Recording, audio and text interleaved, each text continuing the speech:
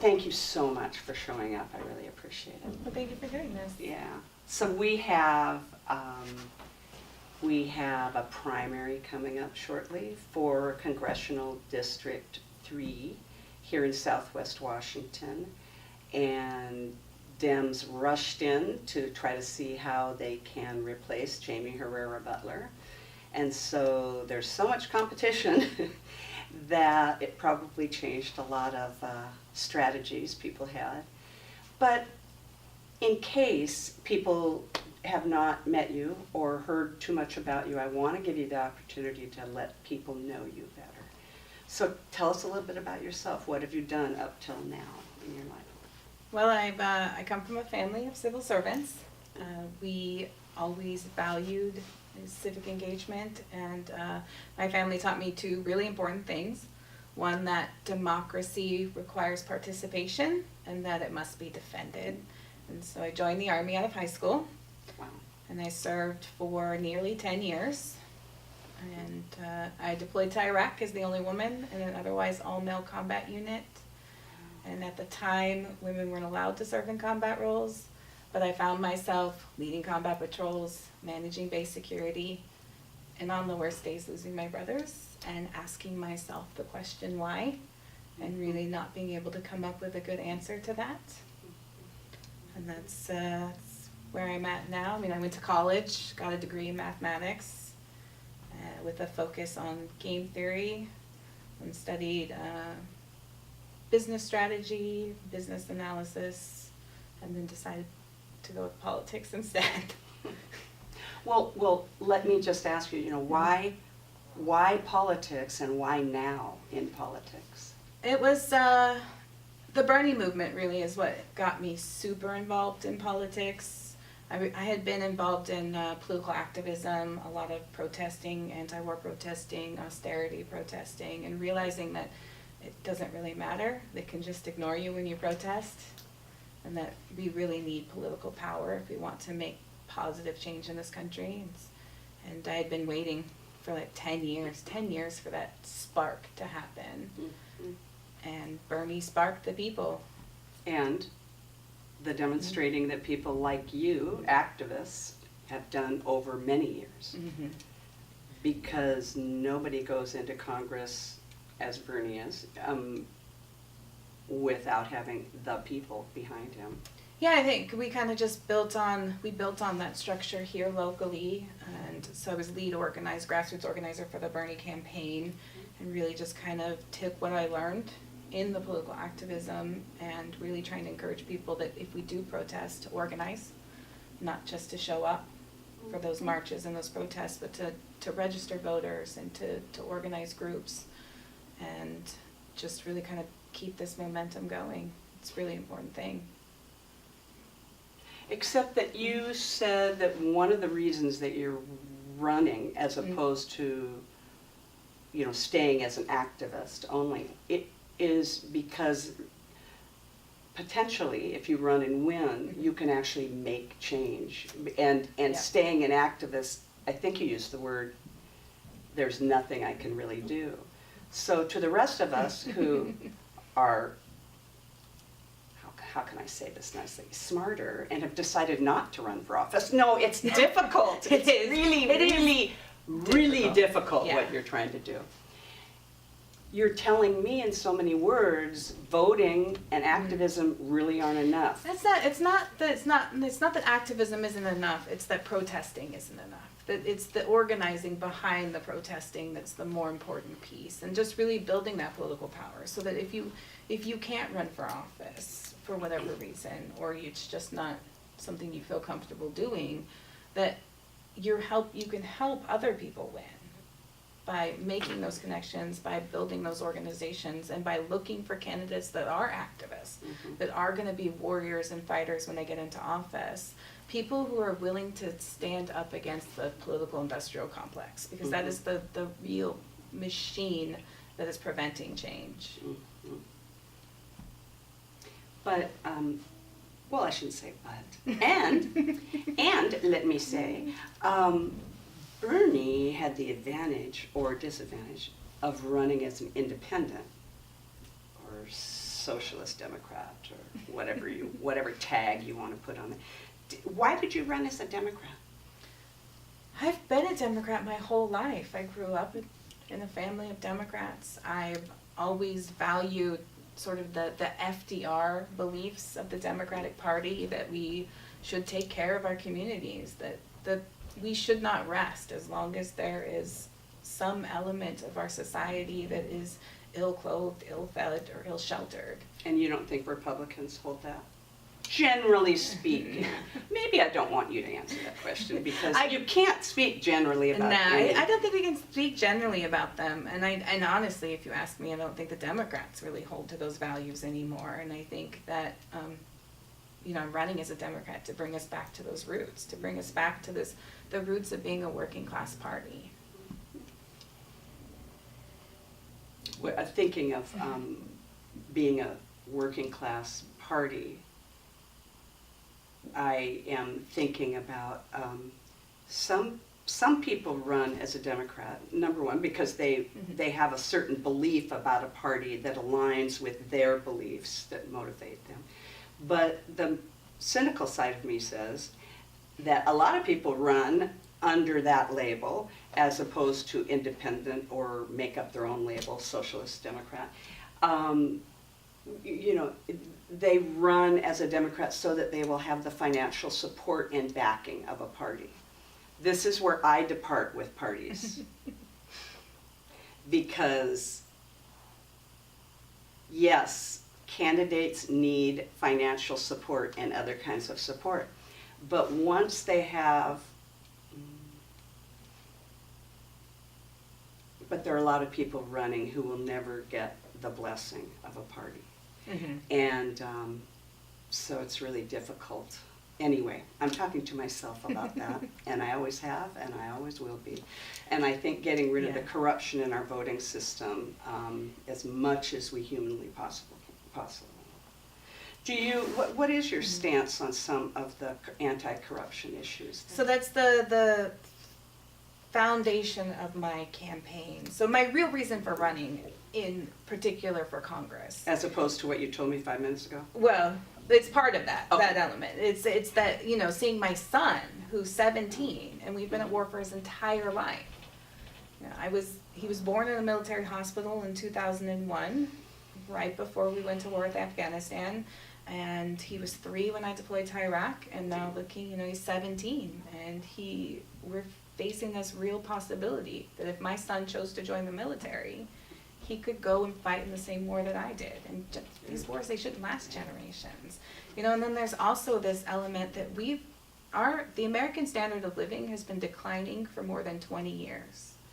And so we've had Republicans in office, we've had Democrats in charge, and neither party has fixed these issues. And so the underlying element of all of that is the corruption. It's the fact that money talks. And that's all they care about. They care about who can raise the most money, and then, and that's it. And there's a lot of profiting going on from the political process. So are you backing particular programs related to, okay. What Yes. are they? So I have the American Anti-Corruption Act at the top of my platform. Okay. To ban lobbyists from being able to donate directly to politicians, to ban them from being able to bundle, to stop our congressional members from using their work time to fundraise, because I think that's one of the biggest issues. We pay them $174,000 a year. Starting. Yeah. They should be working during 8 hours a day, not spending 5 of those 8 hours fundraising for their party in their next election. And creating greater transparency and fixing our broken election systems. Because we don't have a strong, healthy democracy in the United States, and we should. Okay. For those who couldn't hear, the people upstairs are square dancing or something. Okay, so just thinking about, I was just flashing on the communities that Trump said he was going to represent. and how it related to, he forgot to mention anything about corruption in there, but he was dealing with that, trying to appeal to that same group that you're talking about, and but didn't couple up the anti-corruption with it. So you could run against Trump next time. Anyway, no, my real thought is, tell me about rural communities. We have a lot of, what can you do? The rural community is often ignored, or at least they perceive that they're ignored, and, 20 years of... Well, so what the can biggest you do issue for is the them? loss of manufacturing jobs and the destruction of the family farms. We've moved to big agriculture who's buying out family farms and and then a lot of real estate developers get in there and buy up these farmlands and then build all these housing communities and stuff. So that it's not really that different from the problems we're seeing now in urban areas. It's just been hitting them harder for a longer period of time because of that loss of manufacturing mostly. So they need jobs, they need opportunity, and we need to take care of family farms and start. But they also need housing. Yes. And the only way you get housing in the country is by allowing developers to purchase property outside the Growth Management Act, divisions, and develop housing in those areas. So how do we balance? Population growth, what's absolutely necessary, and look more towards multi-use building. So housing, offices, retail, and apartments. Homes or apartments. Apartments or condos in the same building. And so that you're consolidating things, you build up a little bit, and then you're not taking up as much land that way. So I'm just going to tell you that you're not nearly as strident as you appear in some videos. So you're saying that even though you are anti-corruption and damn the corporation and I love the itsy bitsy people who aren't in power, they're my favorite, that you're willing to look at compromise? Absolutely. Okay. I've just met you in passing, but I've seen a lot of speeches. Well, I have to say, you were contrasting with more vanilla candidates than yourself, so you did come out. But you really, okay, so in terms of housing, you realize, we need, because it's Congressional District 3 is hugely rural, so they want to know what you're going to be able to do for them. Yeah, there's lots of things we need to find balance with. In the fishing industry, the shellfish industry, the forest industry. These people rely on these jobs, and a lot of counties rely on the funds that come from the forest industry. And so if we're starting to pull back on cutting down trees, we need to find other ways for these people to succeed economically. And so we have to find, and we also have to find the balance between that transition. And we can't just say we have to stop everything now. There has to be a transition from one industry to another. So you are totally understanding of the need to legislate requires some kind of give and take. Yes. So, and I wasn't thinking about this before, but I am now. So when a candidate says, I can't just blow off Obamacare. We need to legislate, and we can't just think black and white. We have to compromise to make itsy bitsy steps to changing, hopefully in your grandchildren's lifetime, to